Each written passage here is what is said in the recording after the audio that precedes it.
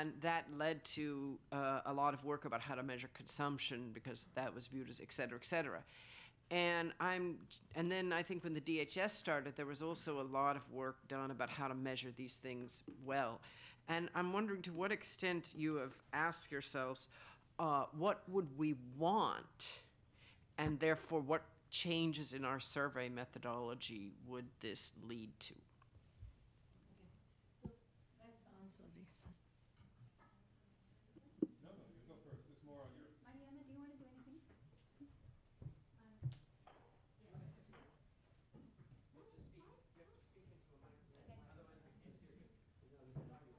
We see people can't hear you, so go ahead. You start. Okay. So about the child mortality question, it is true what you say, that for a long time once there's been a death, and it will not register an improvement there.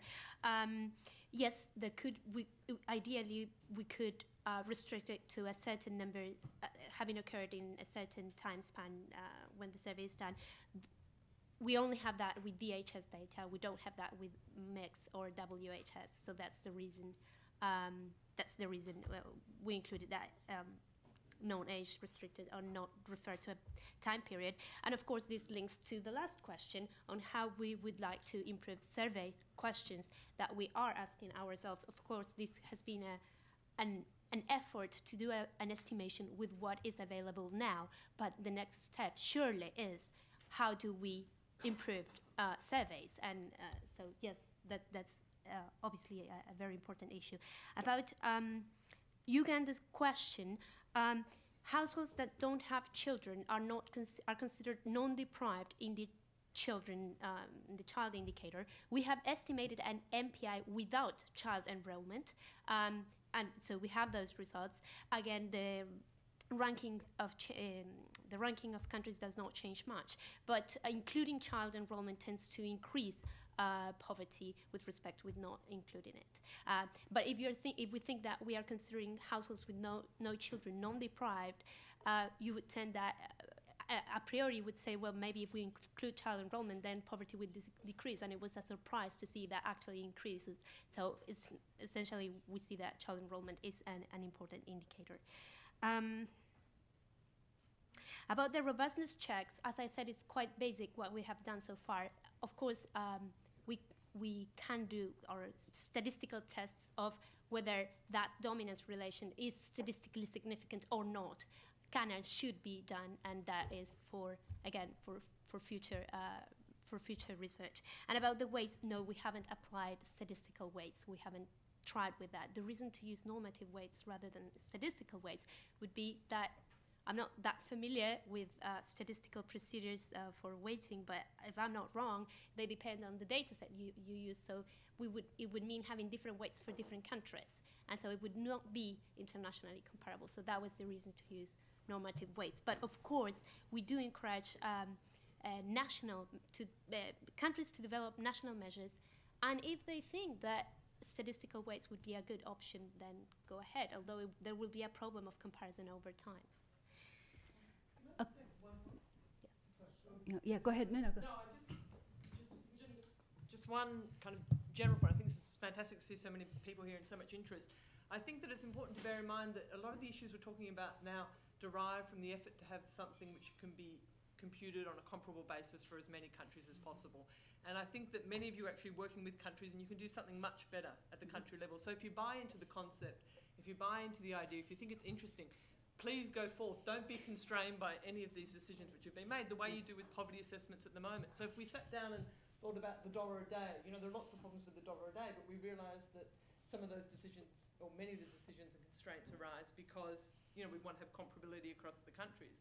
So I think that, in a sense, for this discussion, we don't want to only be thinking about the MPI as a global construct. We want to also be thinking about its value as a national and a local construct. So in responding to some of these research questions and so on, don't be bound what we have to do at the HDR in order to publish a table which has 100 and something countries. You have a lot more freedom to proceed. So I just wanted to kind of make that explicit. because we're much more constrained in a sense than you are. And I guess the other point that we want to make, that we have tried to make quite clearly to Martin as well, is that we're not setting up to kind of overturn $1 a day. We're seeing this very much as a complement. We're hoping that it provides important additional insights, but we're not saying, well, this is better, this is worse. We're just saying this is a valuable way of thinking about poverty in a global context. So I just want to put those couple of things so you can start thinking about its value at the national level, in addition to it being a global index, which is what much of the struggle has been about so far. Yeah. Thanks. I think the only other thing to say on child mortality is just, we talked with the DHS team, for example, and said, what do we use of your indicators for household health? We talked with Chris Murray's group, Health Metrics Group, because they're experts on health, not us. And it was they who said, well, if you think of a general functionings indicator, child mortality is the one that has a literature around it, which has been used for health inequality measures. Yes, it has this problem that it's a stock, but at least it's defensible. So I think that was the reason that we selected it, knowing its limitations. The thing I would add on statistical weights is we did actually want to compute various versions of the standard of living area, and looked into Ferguson's paper, where unlike the DHS asset index, which has country-specific weights which change over time, they do have comparable weights across countries. However, not all of the indicators for that particular index were available for all of the surveys that we were looking at. They were available for DHS, but not the others. And also, we thought that in terms of transparency as a first aim, we would do this, but I think we have very much on our agenda to look at other weighting, particularly for the standard of living component.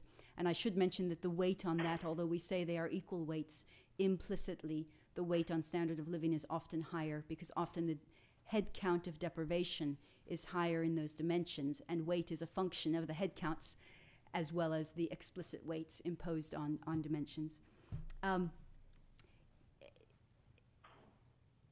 The other question in terms of what indicators would we want, I think, again, it's both a country level discussion as well as an international one. And so we're talking, but very much we're asking, what are other people thinking, what occurs to them, and is this best really addressed at an international measure, or is it better to really support the development of national measures? So, but I think that is a question very much that has occurred for us, and with Cardinelli, we're trying to do a thorough review of the way that each of the indicators in this have been used, because they've often been used as outcome or as output, or to indicate health, water and sanitation, indicate a lot of different things. So just also to do a thorough survey of how the indicators have been used in the past. And I think Mariama got the rest of the points. So, and James is doing action. Hello. Yes, hello. Testing. The first question I would ask is, which matrix? Is it the matrix before censoring or after censoring?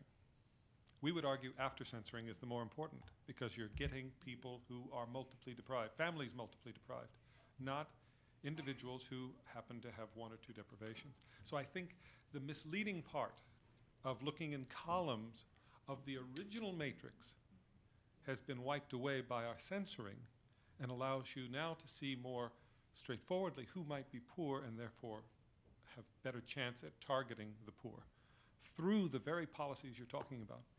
And I would agree with you that after poverty has been defined, people have been identified, and poverty has been measured, by breaking the measure down, that's where policies can act. And I would agree with you thoroughly on that. So thank you for your comment. So let's go for another round. Which hand? So wait, so let's identify them. One, Vivi, you, Kinnan, and okay. So start.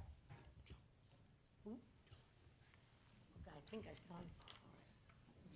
So there are 5 people. Let's go.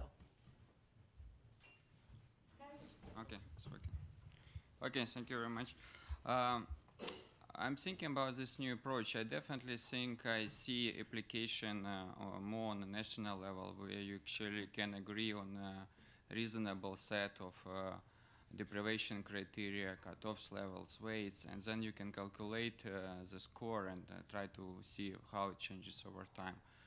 I do think I see a lot of limitation actually in trying to make it international comparisons. Not in terms of this being comparable in mathematical or statistical terms, because you have the same criteria, you have the same weights and everything, but in terms of this making sense, whether the same, for example, set of weights makes sense in the same countries, whether you use the same deprivation criteria in all of those countries, and other issues related to this. I think the limitation of this is that you kind of leave too much room for subjectivity or for choice. Choice of deprivation criteria, choice of number of deprivation criteria which would make for poverty line, cutoffs for each of those criteria, weights for those criteria.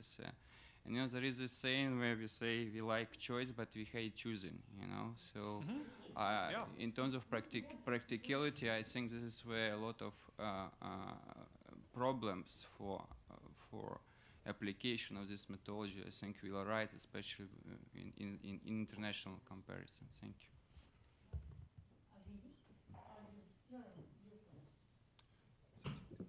My name is Juan Feng from East Asia Prime. I've been helping building the regional poverty monitoring system using household survey data. Due to the nature of my work, I have a more technical question for the speakers. I think Sabina and Maria Emma, who did empirical work on 104 countries,